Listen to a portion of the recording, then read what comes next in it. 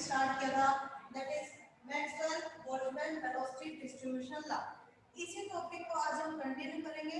कल हमारा कंप्लीट नहीं हुआ था, जहां तक हमने एक्सप्रेशन किया था, लास्ट एक्सप्रेशन वो आपका हमने इक्वेशन 4 तक किया था। ठीक है, जो आप देख रहे हैं आपकी स्क्रीन पे आया हुआ है, ये हमने कल लास्ट जो एक्सप्रेशन किया था यहाँ तक किया था।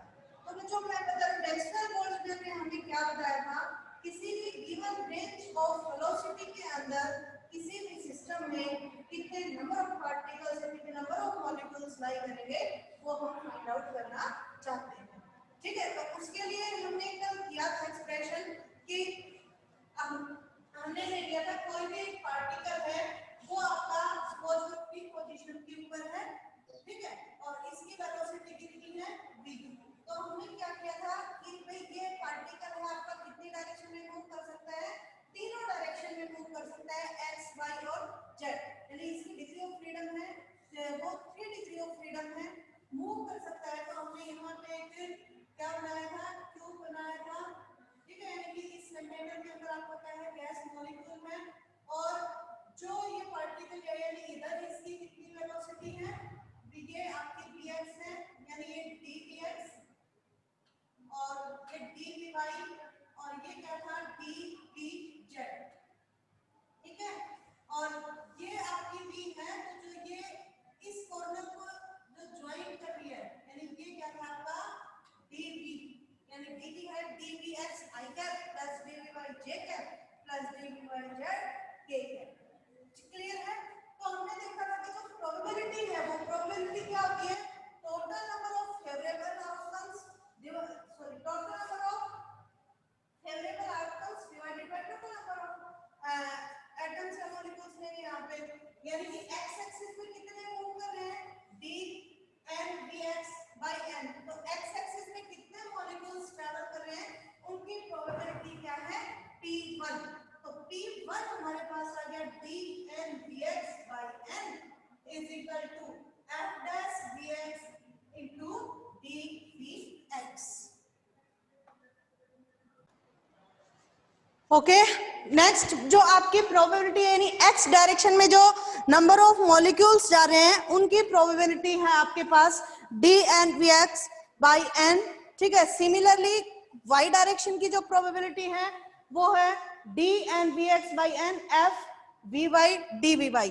आपको ये याद होना चाहिए, कल हमने डिटेल में समझा था एग्जांपल लेके कि हम यहाँ जो प्रोबेबिलिटी है वो किसका फंक्शन है, vy, यानी कि जो हमने एक रेंज ली थी, एग्जांपल लिया था कि जो गैस मॉलिक्यूल्स हैं उनकी जो वेलोसिटी है 100 और 105 के बीच में है।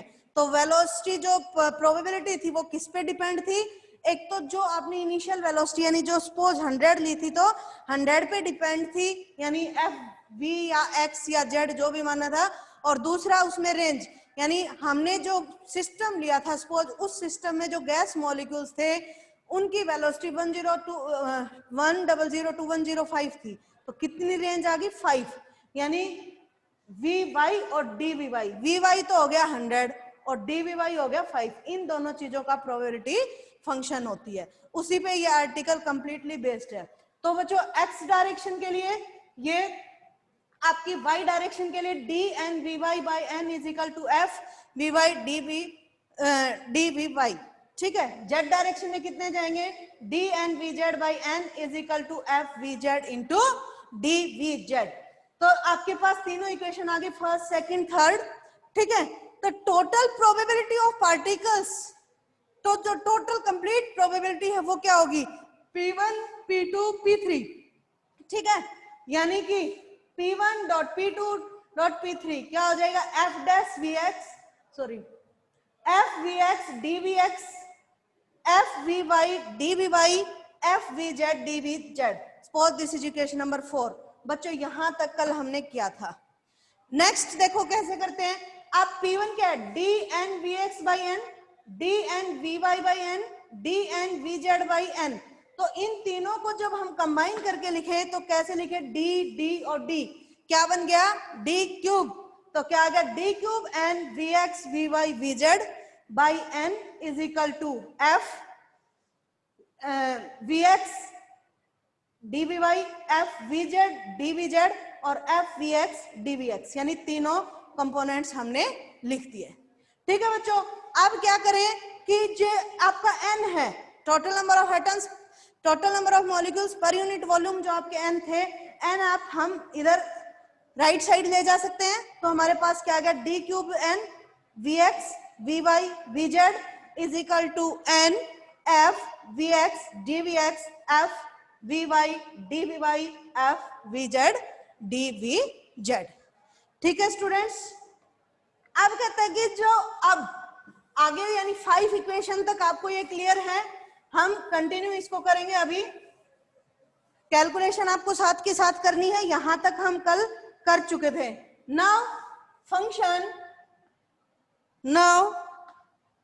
Function F we X F V Y F V Z are independent, are क्या है, इंडिपेंडेंट। देखो ये यहां तक पहुंचने के बाद कि फंक्शन हम बता रहे हैं V x we why we Z तीनों क्या है, independent, so their product is constant, so their product is constant. Independent क्यों है बच्चों, ये तो वो है कि किसी भी मॉलिक्यूल की है कितनी डायरेक्शन में मूव कर सकता है, यानी जो हमने मॉलिक्यूल्स लिया वो इंडिपेंडेंट है मूव करने के लिए, यानी जो वेलोसिटी कंपोनेंट है, जो फंक्शन है वेलोसिटी का, जो वेलोसिटी जो फंक्शन है दैट इज इंडिपेंडेंट, मींस इनके प्रोडक्ट भी क्या होंगे, कांस्टेंट। कांस्टेंट मींस क्या आ जाएगा, F of V X F of we Y F of V Z is equal to constant. लिख सकते हैं बच्चों, क्योंकि भाई एस मॉलिक्यूल्स है हमारे, तीनों डायरेक्शन में मूव कर सकती है। ठीक है, तो यदि इन तीनों का प्रोडक्ट है वो कांस्टेंट है, तो यदि मैं इसका डेरिवेटिव लूं, क्या लूं, इसका मैं डेरिवेटिव लूं, तो कांस्टेंट का डेरिवेटिव क्या आ जाएगा, 0। यानी हम ऐसे लिख सकते हैं D of F we X F V Y F V Z is equal to 0। ठीक है बच्चों, इन तीनों का डेरिवेटिव हम कैसे करें, प्रोडक्ट रूल, यानी कि आगे हम इसको कैसे लिखें, दिस इंप्लाइज एक फंक्शन ये है फर्स्ट सेकंड एंड थर्ड, तो प्रोडक्ट रूल से हम इसका डेरिवेटिव कर सकते हैं, यानी फर्स्ट का derivative second third as it is plus first and third as it is derivative of second plus उसके बाद first and second as it is and derivative of third, we can write and we can easily solve this.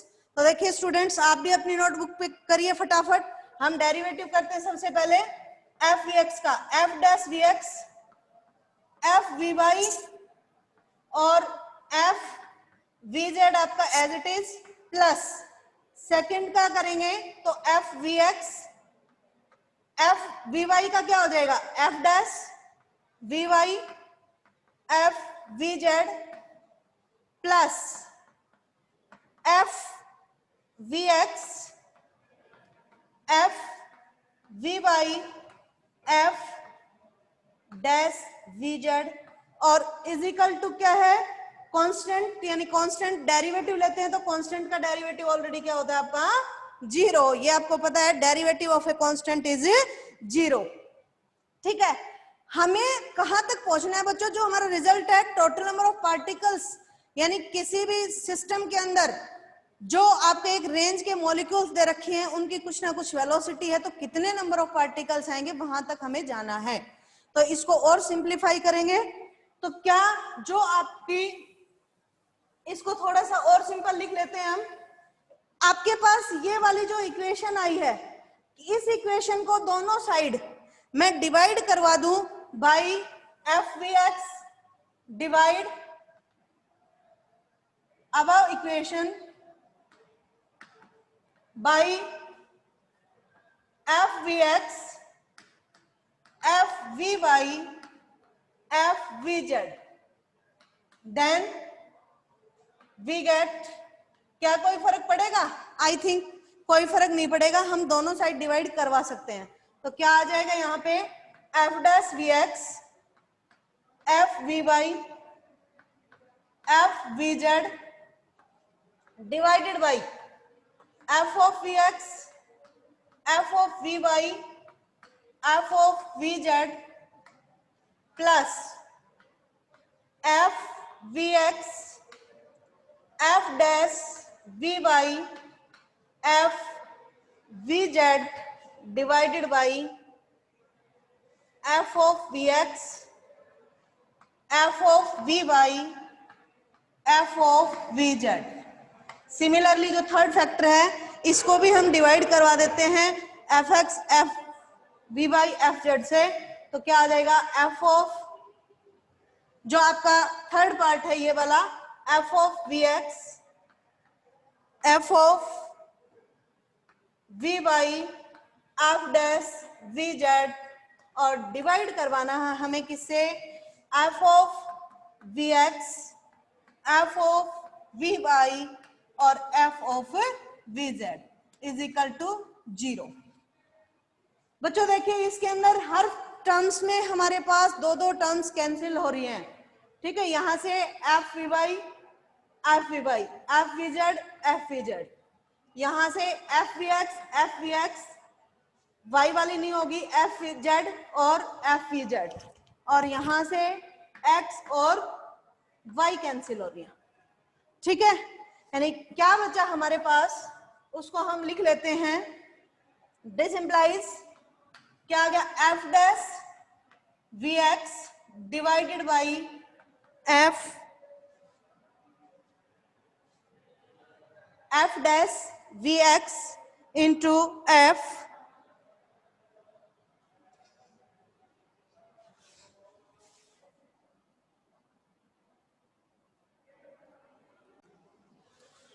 यहां पे देखिए student, जब हमने F dash V X का derivative किया था तो एफ डैश वी एक्स का डेरिवेटिव तो आ गया था एफ डैश वी एक्स, और वी एक्स का डेरिवेटिव क्या होना चाहिए था, डीवी एक्स। यानी यहां डीवी एक्स और यहां एफ डैश वाई का तो एफ डैश वी वाई और वी वाई का डी वी वाई, और यहां जब आप एफ डैश जेड का करेंगे तो एफ डैश वी जेड और D V Z, complete derivative करें, ठीक है। यानी एफ वी एक्स का derivative F dash V X और वी एक्स का दोबारा से क्या होगा, डीवी एक्स, यानी डीवी एक्स डीवी वाई और डी वाई जेड, तीन फैक्टर हो रहे हैं।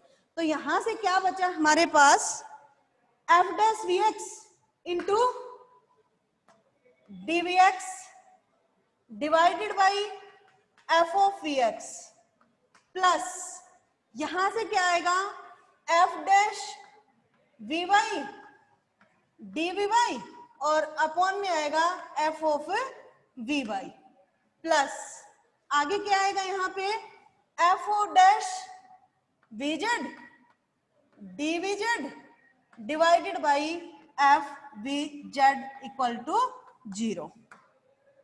आई थिंक यहां तक किसी को कोई दिक्कत नहीं होनी चाहिए, ओके। सपोज ये इक्वेशन हमारे पास आ गई स्टार 1 2 3 4 5 6 लिख लेते हैं। Suppose this is equation number 6, 5 तक हमारी हो चुकी थी, ये 6 नंबर आ चुकी है, ठीक है, जिसमें ratio F dash V X D V X by function of V X F dash V Y D V Y function of we Y plus F dash V Z D V Z F V Z. यहां तक किसी को कोई problem हो तो please आप बता देना मुझे। अब आपको पता है बच्चों कि जो आपकी वी स्क्वायर थी, वी स्क्वायर थी आपकी, यानी कि जो हमने पार्टिकल यहां लिया था उसकी ये वी, तो ये वी क्या होती है, वी आपकी V X I cap plus we Y J cap plus we Z K cap, क्योंकि जो हमारा पार्टिकल था मूव कर रहा है वो किस में था, स्पेस में, तो ये उसकी क्या होगी, वेलोसिटी, यानी उसके एक्स वाई जेड तीनों कंपोनेंट है, यानी ये रिजल्टेंट तीनों कंपोनेंट को बता रहा है, ठीक है। तो वी स्क्वायर लिखे हम, तो वी स्क्वायर क्या होगा भाई, V X I cap plus we Y J cap plus we Z K cap into V X I cap V plus we Y J cap plus we Z K cap. तो क्या आ जाएगा आपके पास जो वी स्क्वायर है that is V x square plus we Y square plus V Z square. ठीक है, यानी वी स्क्वायर है वो आपका V x square plus we Y square plus V Z square आएगा। यानी कि V x square plus we Y square plus V Z square आपका क्या है, कांस्टेंट वेलोसिटी है। ठीक है, क्या है आपकी एक कांस्टेंट वेलोसिटी है किसकी, पार्टिकल्स की। तो हम यहां से क्या लिख सकते हैं, so derivative of V x square plus we Y square plus V Z square is equal to 0 लिख सकते हैं। इसको डेरिवेटिव करें बच्चों तो क्या आ गया, डेरिवेटिव ऑफ इसका अलग से डेरिवेशन, फिर y के रिस्पेक्ट में डेरिवेशन और फिर v z के रिस्पेक्ट में डेरिवेशन। तो सबसे पहले vx स्क्वायर का करें तो क्या आ जाएगा 2vx और vx का फिर से सेम वैसे ही dvx प्लस vy का करें हम 2vy dvy plus vz square का करें हम डेरिवेटिव तो क्या आ जाएगा 2vz इंटू dvz और इधर क्या आ जाएगा, कांस्टेंट का डेरिवेटिव 0। यानी ये आपके पास कोई ना कोई एक इक्वेशन आ गई जो डेरिवेटिव की हमने। ठीक है, यदि जो सपोज करो ये इक्वेशन है 7, इक्वेशन नंबर 7 है, इसको मैं किसी कांस्टेंट से यदि दोनों साइड मल्टीप्लाई करवा दूं तो आई थिंक कोई फर्क नहीं पड़ेगा। तो क्या आ जाएगा, जो इक्वेशन 7 है इसको मैं मल्टीप्लाई करवा दूं तो multiply equation 7 by B both side we get क्या आ जाएगा बच्चों हमारे पास 2bvx into dvx plus 2bvy into dvy plus 2bvz into dvz equal to 0। ठीक है बच्चों, suppose this is equation number 8। कौन सी इक्वेशन आ गई है, 8 इक्वेशन आ गई। ठीक है बच्चों, अब अपने पास देखो एक ये इक्वेशन है और एक ये इक्वेशन है, इक्वेशन 6 और 8। 6 कहां से आई थी, जो हमने बताया था कि वेलोसिटी है वो इंडिपेंडेंट है वहां से। ठीक है, 7 कहां से, जो हमने 8 इक्वेशन है, जो 7 इक्वेशन को मल्टीप्लाई करवाया वो कहां से सॉल्व की थी, जो v स्क्वायर है रिजल्टेंट वेलोसिटी वो आपकी vx square plus vy square plus vz square के इक्वल है, वहां से सॉल्व किए। तो क्या हम 7 और 8 को सॉरी 6 और 8 इक्वेशन को हमें क्या करना है, add. Now add equation 6 and 8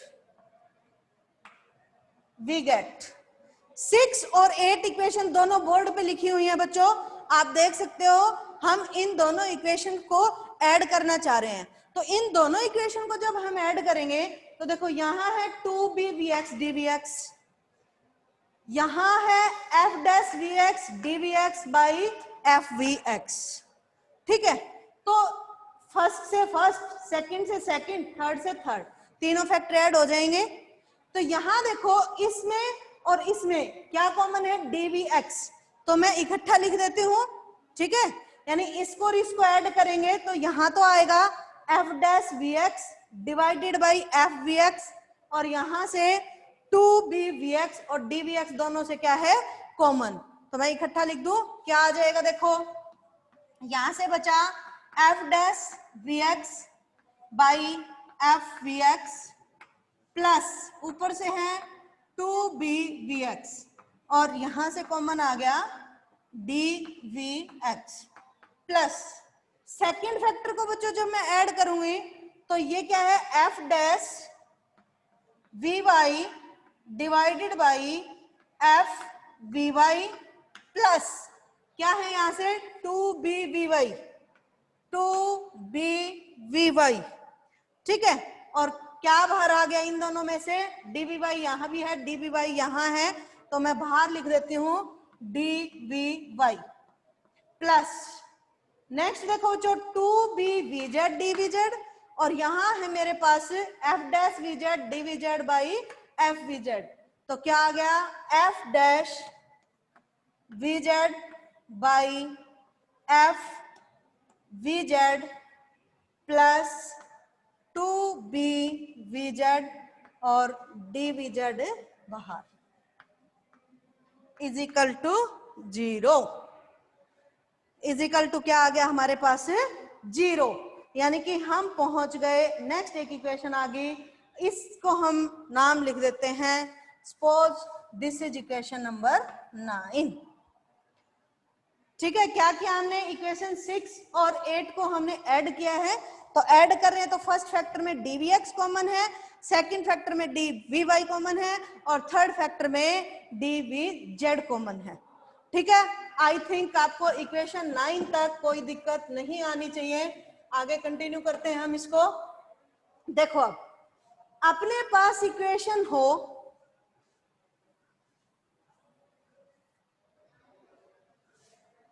ठीक है, क्या है 2x इज इक्वल टू 0, तो ये इक्वेशन होल्ड कब करेगी, यानी कि x तो वेरिएबल है, यानी 2 क्या हो आपका जो कोफिशिएंट है वो क्या हो 0, यानी जो आपके पास इक्वेशन 9 है ये इक्वेशन होल्ड गुड कब करेगी, जब f dash vx divided by f vx plus 2b vx is equal to 0, या ये 0 या आपका ये 0 होना चाहिए फिर, ठीक है। यानी कि द इक्वेशन 9 holds good वहन कब करेगी भाई, इक्वेशन इसके कोफिशिएंट यानी f dash vx by f dash vx plus 2b vx equal to 0 हो, या आपका f डैश vy या f vy plus 2b vy 0 हो, ठीक है। या ये इक्वेशन जो 9th इक्वेशन है कब फॉलो होगी, जब आपका f dash vz divided by f vz plus 2b vz equal to 0 हो, ठीक है। यदि ये तीनों कंडीशन सेटिस्फाई होती हैं तो दैट इक्वेशन इज ओबेड, ठीक है। Suppose this is equation number 10, this is equation number 11 and this is equation number 12, ठीक है। 10, 11, 12 तीनों इक्वेशन हमारे पास आ चुकी हैं। अब बच्चों आपने एक जो 5th इक्वेशन डाली थी, आई थिंक जिसको नाम 5th equation number 5th, equation number 5th थी आपकी d cube n vx vy vz, मैं लिखती हूं आपको f dash vx by f vx plus 2b vx, ये थी है जो आपकी 5th इक्वेशन थी। वी नो इक्वेशन 5 इज क्या है, देखो इक्वेशन 5 के अंदर हमें वैल्यू पुट करनी है, कहां से, जो इक्वेशन आपने अभी निकाली है 10, 11, 12, जो इक्वेशन 5th है वो मैं आपको बता देती हूँ क्या है, d cube n vx vy और vz, जो आपको टोटल नंबर ऑफ मॉलिक्यूल्स दे रही है वो क्या है n f vx f vy f vz into dvx dvy dvz। I think बच्चों आप अपनी नोटबुक में देख सकते हो, यही आपकी इक्वेशन नंबर 5th है। तो इक्वेशन नंबर 5 के अंदर, ठीक है, इक्वेशन नंबर 5 है, वहां पे आपको क्या करना है, इस इक्वेशन को यूज करेंगे।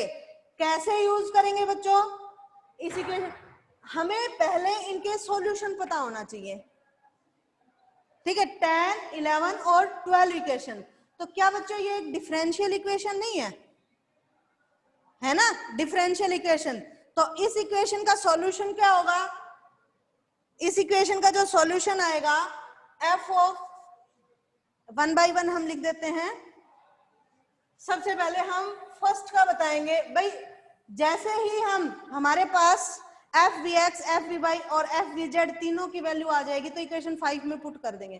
तो 10, 11, 12 इन तीनों इक्वेशन के सॉल्यूशन क्या होंगे? देखो इस इक्वेशन का क्या होगा, एफ ऑफ वी एक्स क्या होगा बच्चा, a e raise to power minus b v x square. इस इक्वेशन का क्या होगा, f of we y a e raise to power minus b v Y square.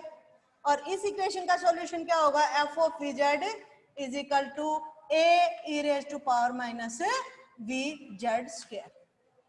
ठीक है, यानी हमारे पास वैल्यू आ चुकी है एफ वी एक्स की, एफ वी वाई की और एफ वी जेड की। ठीक है, ये इक्वेशन है 13, 14 और 15 जो कि हमने डिफरेंशियल इक्वेशन 10, 11, 12 को सॉल्व करके निकाली है। तो अब बच्चों जो आपकी इक्वेशन 5th है उसमें आप ध्यान से देखो, F we X, F V Y, F V Z की वैल्यू चाहिए। तो हम क्या करें, use equation 13, 14 and 15 in equation 5। आप अपनी नोटबुक में देख सकते हो 5 इक्वेशन में जैसे ही हम इसको पुट करेंगे तो आपके पास वैल्यू आ जाएगी D cube N V x we Y और वी जेड। इसकी वैल्यू आ जाएगी एन। उस इक्वेशन में F we x we why we Z है तो ए यहां से, ए यहां से, ए यहां से क्या आ जाएगा आपके पास, a cube e raise to power minus b, v की जगह एक्स स्क्वायर इसमें है, वाई स्क्वायर जेड स्क्वायर, तो v x square plus we Y square plus V Z square. और आगे है आपका dv x DV y dv z, dv x DV y dv z. Clear है बच्चों?